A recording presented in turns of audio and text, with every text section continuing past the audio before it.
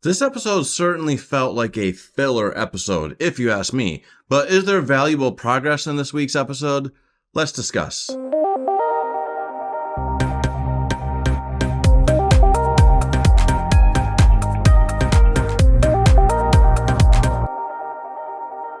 I think we can all agree that these past couple episodes have slowed things way down compared to the action we had at Rook's Rest, and I have to be honest, I was a little let down with the pacing and progress of this episode. Damon's Harrenhal story is starting to drag a bit. Is there a point to these hallucinations, or is it just some ploy to cash in on some cameos from Season 1 actors? I loved the Season 1 actors. I liked seeing Viserys. I liked seeing the original Rhaenyra. What is the point of all this? Is it going to add up to something meaningful? And is this woman a witch? Is she one of the Red Priestess? I think that she might be a witch. I think she is behind the hallucinations.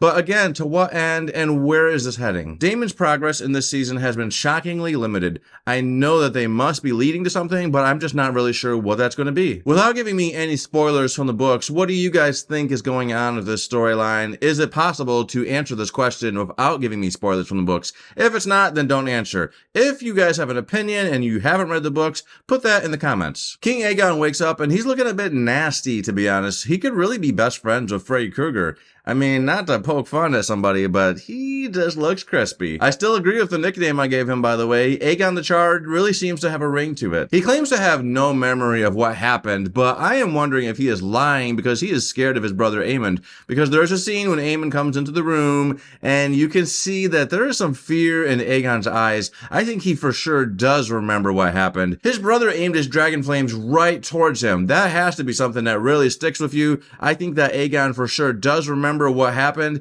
and he is scared. He is in no position to be fighting his brother, who, by the way, is having his very own power trip. Speaking of Aemond, though, I really did enjoy his cocky demeanor in this episode. He is really walking around like his shit don't stink. He is really loving this new position. He has been really quick to exert his power and control and throw his decisions all over the place. You can tell that he has really been wanting this position for some time. He might actually be more qualified, but there is something very dangerous about him because he is very psychotic. He is a kid that was bullied, so those types of people tend to have resentment that might lead to bad decisions being made. But were you guys laughing when he kind of belittled Larys Strong for thinking that he was suggesting you should be my hand of the king? I thought that was hilarious. Larys Strong is the human equivalent to a rat, if you ask me. He's just sniveling. He tries to weasel his way into situations. He thinks that he's got the best ideas. He really has had some success with some of his plotting, but still, he is just a rat. Alicent and Helena had a really close call this week. Part of me was wondering if this was going to be the time. Are they finally going to kill these two off? Because it's got to happen. This is George R. R. Martin. These main characters, we know none of them are safe, so I really thought these two might meet their end. And by the way this scene came to play out was quite brilliant. It has a lot to do with Mysaria. I think that's how you say her name. Rhaenyra's new top aide, possibly lover. Anyway, this woman had some very brilliant strategies. I don't know if it was all her idea, but it really seemed like it was. And it was a really clever idea. Create a situation of hunger and desperation in King's Landing, and then come along with the things that the people of the city need. The people have been reaching a breaking point. They are very upset with the king and Aemond and just the royal family. They are not happy. And lo and behold, in the middle of the night, ships arrive at the shore carrying much needed supplies to the people of the city, and these ships are carrying Rhaenyra's flag. It's a way to let them know that Rhaenyra is here for you. This creates a new sense of loyalty towards Rhaenyra, and that is why Alicent and Helena nearly got mugged to death. Mysaria really seems to be moving up in terms of important people in the radius of Rhaenyra. You could almost argue that she is kind of the hand of the queen in a way. Yes, she just promoted Lord Corlys, but it really seems like she's listening to this lady quite a bit. But is it a good idea for these two to mix business and pleasure? And does Mysaria actually want this, or is this just Rhaenyra exerting her influence and power? I'm getting Me Too vibes with this situation. Me Too vibes. We got to see Jace and Rhaenyra's plan to find new dragon riders finally take place, and man, this poor guy, somehow I kept thinking if he approached with a little more confidence, maybe that dragon wouldn't have burnt the shit out of him. but alas, that guy was not meant to ride that dragon. And that is for sure going to make it very hard to convince anyone else to take this risk.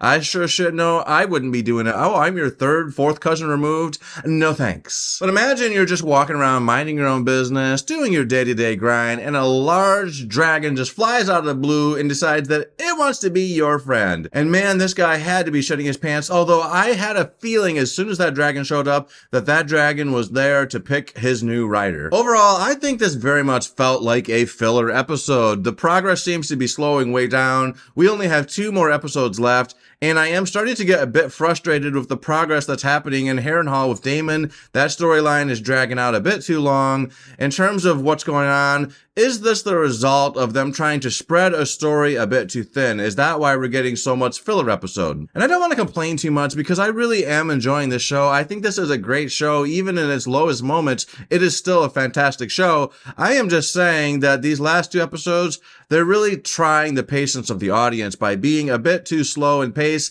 And if things don't really speed up in the next episode, people are going to start to get really annoyed. That's my opinion of this week's episode. What did you guys think? Please put your thoughts on this in the comments. Let me know. Did you guys like this video? If you did, please hit the like button. And if you want to hear more of my opinions, then subscribe to this channel. Later.